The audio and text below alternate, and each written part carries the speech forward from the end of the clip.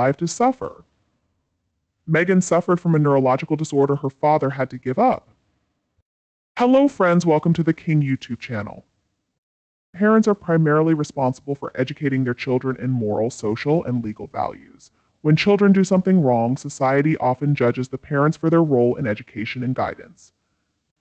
The way parents treat their children greatly influences the formation of their children's personality and development. Given this, it's time for Meghan's father to step in and seek medical intervention to provide his daughter with the necessary professional help. Meghan appears to be a very troubled individual, putting her children in a vulnerable position. She is causing significant harm to everyone and everything around her, and without intervention, a catastrophe is unavoidable. Many people are experiencing stress due to their interactions with this woman. Instead of everyone around her being treated, she needs to be controlled herself. Her presence has caused much drama within the royal family. Since her arrival, there has been no peace, and there will be no peace until she is completely cut off from the monarchy. Thomas Markle needs to come to terms with the fact that his daughter is not a typical child and take the necessary steps to see his grandchildren, whom she has purposefully isolated from their relatives. Isolation is a form of coercive control, which is a criminal offense. Her children did not choose this, her husband did. By allowing this, we are destroying families. It has never been appropriate for Meghan Markle to disrupt the entire family life of her husband, children, siblings, cousins, and both their families. She had no right to cause harm or undermine the life work of the late Queen, nor to gaslight the entire United Kingdom by portraying it as a nation of bigots after lying continuously to Oprah Winfrey, who has been associated with figures like Weinstein and Epstein. Given that she poses a potential risk to many individuals, it is clear that she needs intensive therapy in a psychiatric hospital. If she doesn't get help, she could end up in jail. Ultimately, Meghan seems to be driven by a dangerous and venomous spitefulness, aiming to harm others in any way she can. Whether it be financially, emotionally, psychologically, or in terms of reputation, Meghan Markle's actions have caused significant harm. It's understandable that William wants to protect his family from the effects of his brother and Meghan. She not only provides continuous drama, but also supports those hostile to the United Kingdom and the monarchy. She does not represent the values of either. A narcissist typically does not seek help because they don't believe they are wrong or causing harm. Narcissistic individuals think alike, and it's unlikely Meghan will change. She will likely remain the way she is now. No help will make her give up her harmful ways. The royals need to take action, stripping her of titles and encouraging a divorce. Fortunately, there are no children involved, as narcissists make the worst kind of parents. Friends, we think as normal, compassionate, empathetic, loving humans. Narcissists do not and never will have those kinds of feelings.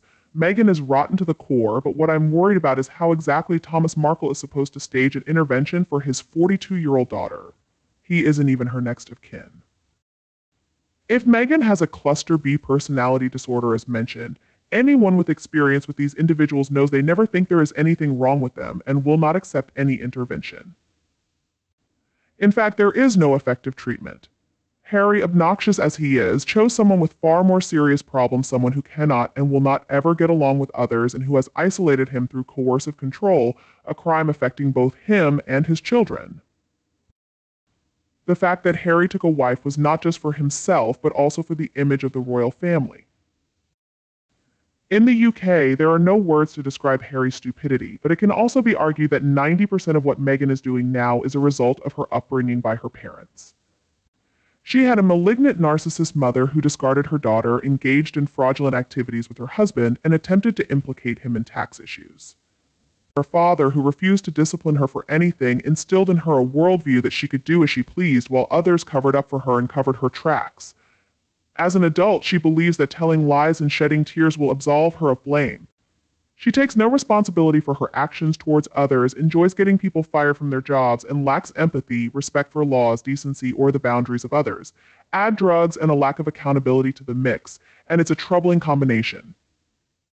Her own husband stated that she was capable of anything, leading to the conclusion that she's a low-life, entitled, uneducated, somatic, opportunistic, lying individual only interested in playing manipulative games and seeking money.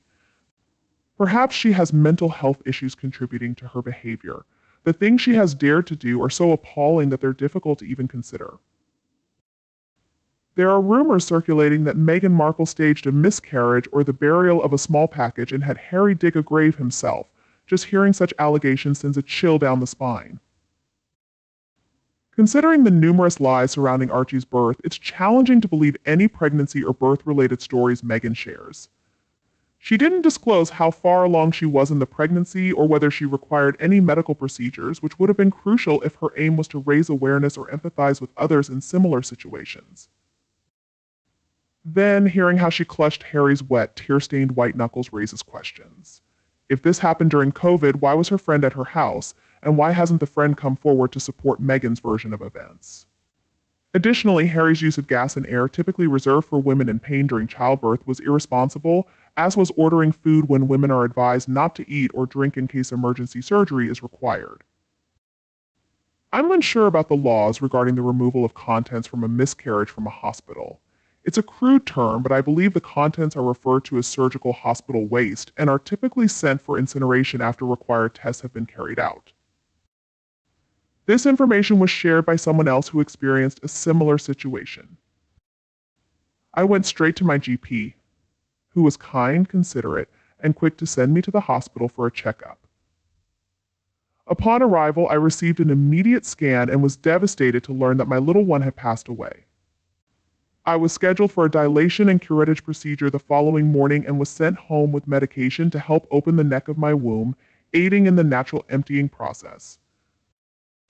The dilation and curettage procedure is performed to remove any remaining tissue in the womb to prevent infection. That night, I experienced terrible cramps and found myself pushing out what appeared to be a large blood clot.